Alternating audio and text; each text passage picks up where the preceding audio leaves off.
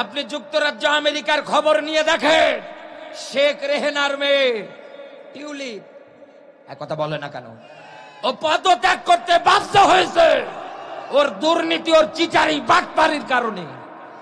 এখন তো মনে হচ্ছে এই দেশটার মধ্যে মুসপাকা মুজিবরের যে বংশ তৈরি হয়েছিল সবগুলো এইরকম দুর্নীতি, চিটারি, বাটপারি।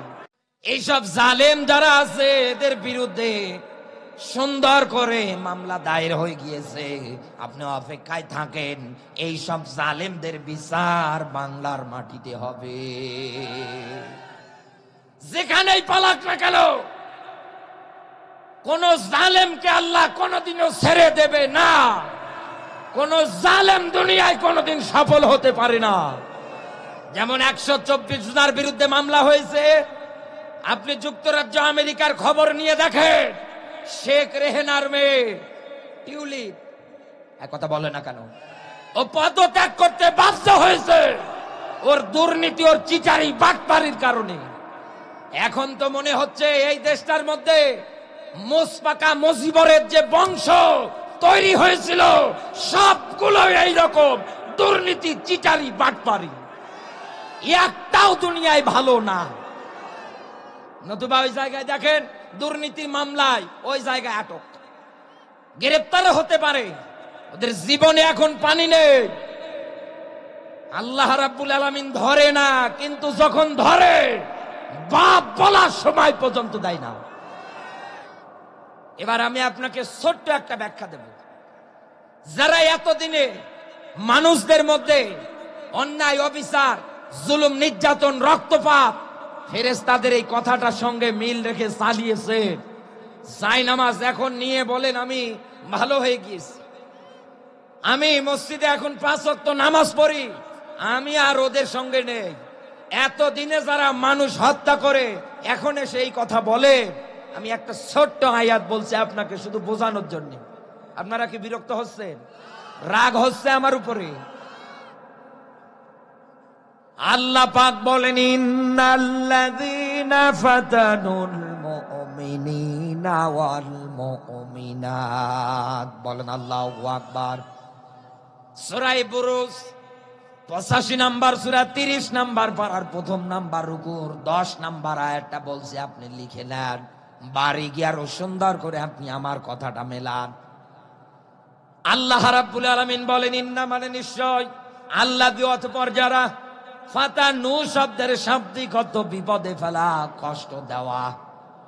কাদেরকে বিপদে ফেলিবে, কাদেরকে কষ্ট দেবে, আল্লাহ কত চমৎকার করে ব্যাখ্যা করে এই জায়গার মধ্যে নিজে সেট করেছেন।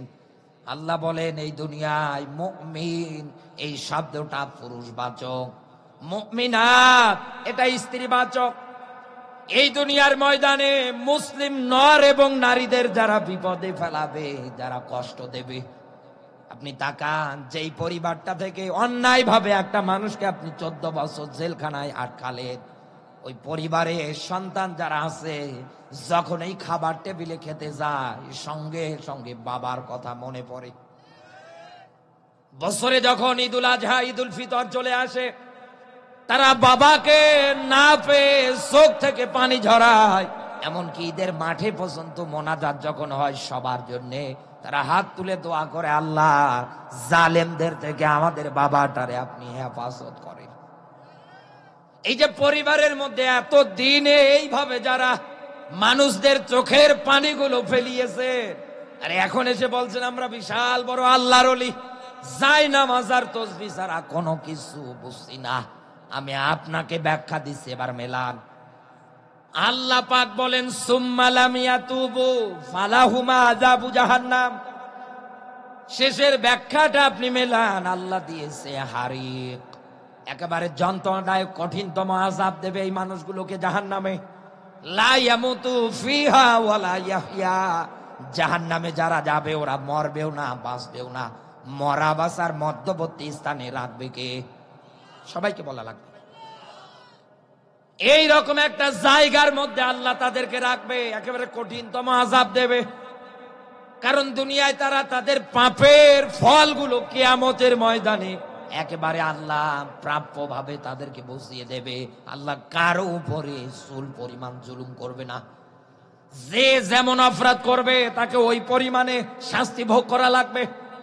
কুল্লু নাফসিন বিমা কাসাবাত রহিনা, যেমন কর্ম হবে তেমন ফল হবে। এক কথা বলে না কেন?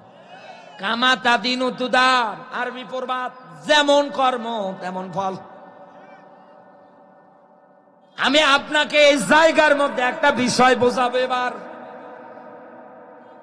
আল্লাহ রাব্বুল আলামিন জাহান্নামের ব্যাখ্যা দেওয়ার আগে একটা শব্দ এই জায়গার মধ্যে বসিয়েছেন, সুম্মা লাম ইয়াতুবু। এই মানুষগুলো দুনিয়ায় যদি তাওবাবিহীন অবস্থায় মারা যায়, এই যে আমার ওস্তাদ আপনাদের মাঝে সূরা ফুরকানের ৭০ নম্বর আয়াত থেকে ব্যাখ্যা করতেছিলেন, আমি রুমে শুয়ে শুয়ে ওনার কথাগুলো শুনতেছিলাম। উনি জ্ঞানগর্ভ আলোচনা করতেছিলেন। তিনার ব্যাখ্যা যেটা ছিল, দুনিয়ার ময়দানে ঈমান আনার পরে এই দুনিয়ায় যারা আমলে সলে করে, ভালো কাজ করে, তথা ইসলামের পথে যারা ফিরে আসে, আমার আল্লাহ এই মানুষগুলোর অতীত জীবনের যত গুনাহ আছে সবগুলোকে নেকি দিয়ে বদল করে দেয়। কথা কার? আরো জোরে বলেন।